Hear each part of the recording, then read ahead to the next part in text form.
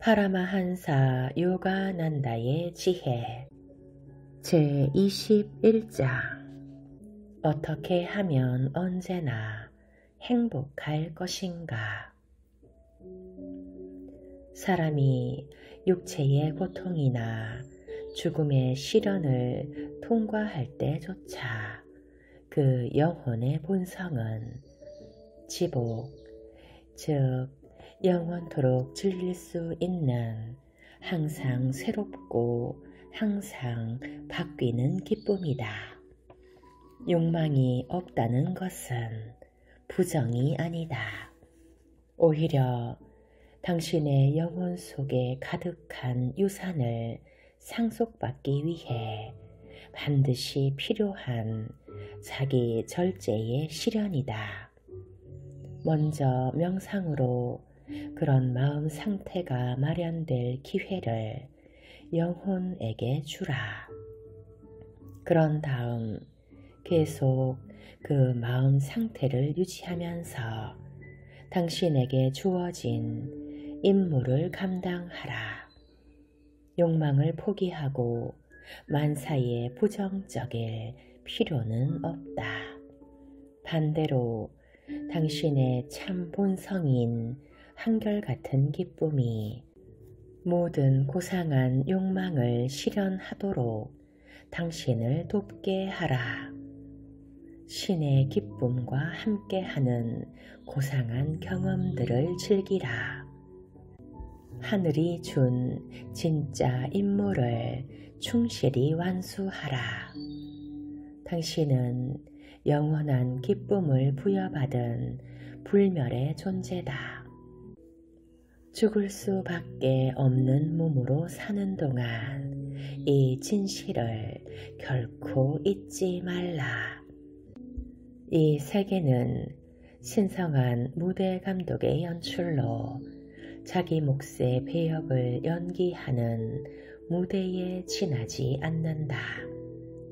당신의 진정한 본성이 영원한 기쁨이라는 사실을 기억하면서 당신 몫의 역할을, 그것이 희극이든 비극이든 충실히 연기하라.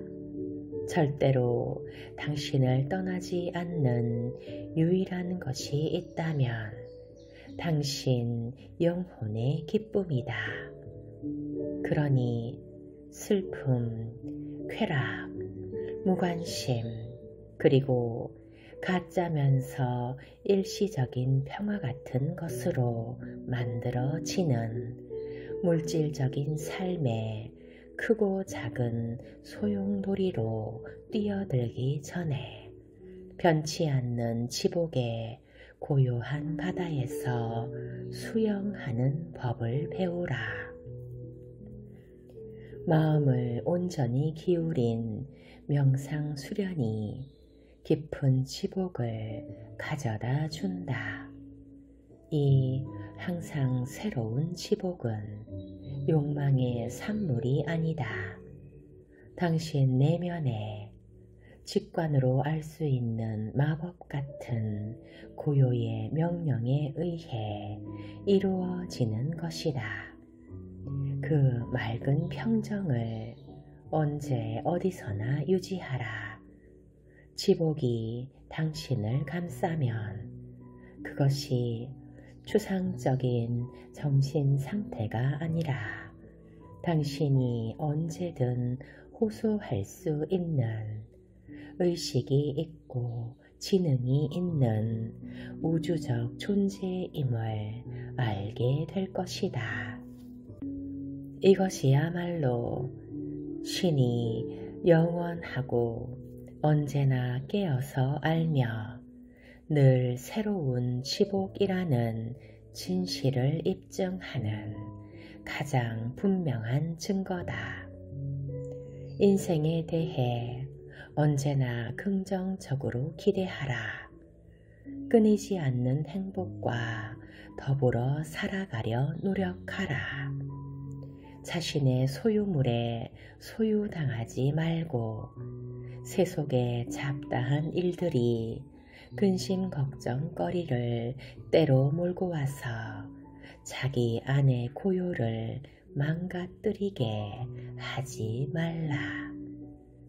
내면에서 솟는 평화의 감로, 당신이 자기 깨달음을 향해 앞으로 나아갈 때 천사의 사랑 어린 손길이 당신에게 준 그 감로를 자주 맛보라. 그렇게 해서 세속적인 번거로움 위로 올라갈 힘을 얻으라. 지혜로운 사람은 물질적인 축복을 많이 받아 부유하게 살더라도 세상 만물이 덧없이 사라진다는 진실을 결코 놓치지 않는다. 어리석은 사람은 불완전한 세상에서 완전함을 추구하지만 잠깐 스치듯이 맛보는 만족 말고는 얻는 것이 없다. 지상에서 누릴 수 있는 행복에 대한 더없이 달콤하고 근사한 꿈도 결국 좌절과 실망의 화장터로 가는 장래 행렬에 늘어설 수밖에 없기 때문이다. 지혜로운 사람은 스쳐가는 인생의 무상함을 이해한다. 헛된 기대들로 모래성 쌓는 일에 아까운 시간을 낭비하지 않는다. 그 대신 이 땅에 살면서 경험하는 것들에 집착하지 않는 힘을 기른다. 죽음이 닥칠 때 그들은 신 안에서 충족되는 완전함을 보게 된다. 왜 아직도 잠들어 있는가? 너무 바빠서 신을 찾을 시간이 없다고 핑계대지 말라. 죽음이 닥치면 그동안 손대고 있던 모든 일을 등지고 순식간에 떠나야 한다. 어찌하여 쓸데없는 추구와 게으른 생각들을 포기하고 신을 위한 시간을 내지 않는 것인가? 세상은 결국 모든 것을 앗아가고 가치 없는 버릇과 비생산적인 활동에 당신을 묶어놓는다. 당신은 남들과 달리 살고 싶겠지만 하루하루 제 버릇에 사슬에 묶인 몸으로 감옥살이를 하고 있을 뿐이다. 당신 인생은 당신의 책임이다. 세상은 당신 행위에 답을 주지 않는다.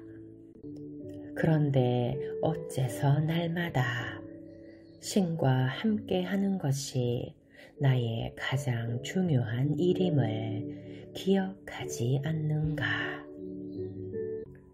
먹고 일하다 죽는 것으로는 모자란다. 짐승들도 그렇게 한다. 당신에게 선물로 주어진 값진 이성을 활용해 그분을 힘써 찾으라. 일 삼아 무슨 숲으로 들어갈 것은 없다. 거기서도 여러 다른 유혹들이 당신을 습격해 정복하려 들 것이다.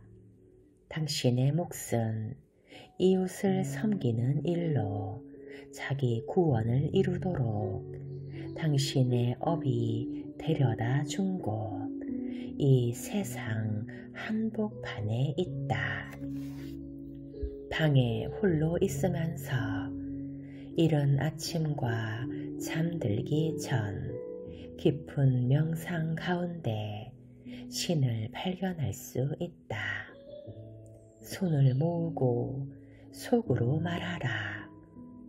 아버지, 아버지는 모르시는 게 없습니다. 제 모든 생각을 낱낱이 아십니다. 말씀해 주십시오. 아버지의 음성을 듣고 싶습니다. 같은 말을 그분 음성이 느낌으로 들릴 때까지 거듭하고 거듭하라. 그 느낌을 배양하고 그러기 위해서 노력해야 한다. 신을 향한 당신의 사랑과 열망으로 두근거리는 가슴이 발견되기까지, 그리하여 응답을 듣게 되기까지 이 기도를 멈추지 말고 되풀이하라. 여가 시간이 날 때마다 이 진지한 기도를 바쳐라. 아버지, 저에게 오십시오. 오셔서 당신의 전지전능하심을 보여주십시오. 이 비밀스러운 기도를 다른 사람들은 모르게 하라. 그리고 기억하라. 당신 마음속에 다른 욕망들이 있으면 신을 알 수 없다는 것을. 너희가 내 앞에 다른 신들을 두면 안 된다.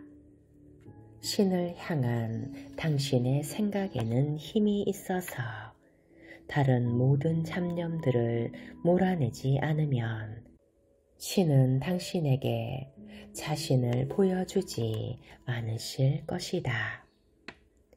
누군가에게 사랑을 고백할 때 그 사랑을 표현하려고 시집의 몇 구절을 인용할 필요가 없다. 당신의 사랑이 스스로 깨어있는 가슴에서 자신의 말을 찾을 수 있을 것이다. 그러니 다른 사람들 말을 빌려오지 말고 자신의 사랑과 열망으로 신께 기도드리라. 그분이 응답하실 때까지 결코 기도를 멈추지 말라. 당장 오늘부터 신을 알고자 하는 당신의 욕망을 채우라. 세상이 당신에게 준 임무들을 무시하지 말고 오히려 그것들을 잘 감당하는 가운데 그분을 깨달아 알고 그분을 기쁘게 하자는 생각으로 지금 곧 그분과의 우위를 다져 나가라. 옮기니의 말. 길 가는 사람 붙잡고 물어보자. 당신 행복하게 살고 싶으냐고. 모두가 답할 것이다. 물론이라고. 어떤 사람은 기분 나쁜 얼굴로 반문할 것이다. 사람을 어떻게 보고서 그걸 질문이라고 하는 거냐고. 그러거나 말거나 다시 물어보자. 그래서 당신 지금 행복하냐고. 이왕 사는 인생 행복하게 살고 싶다는 건 아마도 모든 사람들의 한결같은 소망이겠다. 그런데 왜 세상에 저는 말할 것도 없고 남까지 불행하게 만드는 인간들이 저토록 많은 것인가? 이유는 간단하다. 비행기를 조종하고 싶다는 마음만으로 비행기를 조종할 수는 없는 것과 마찬가지다. 태어나면서 행복하게 사는 법을 저절로 아는 사람이 이론상으로는 있겠지만 실제로는 거의 없다. 공자도 자기는 생이 지지를 본 적이 없다고 했다.